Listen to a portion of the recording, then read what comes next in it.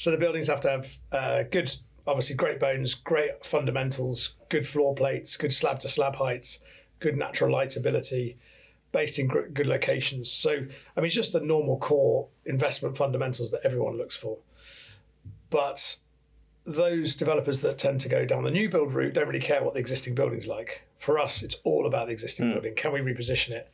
And out of the projects that we've done since 2014, there has only been one example of a building that was simply unusable. The slab to slab height, we could touch it by standing on the concrete slab and touch the soffit with our hands. And that was devastating for us. So that's the only example where we sadly have to demolish the building and start again.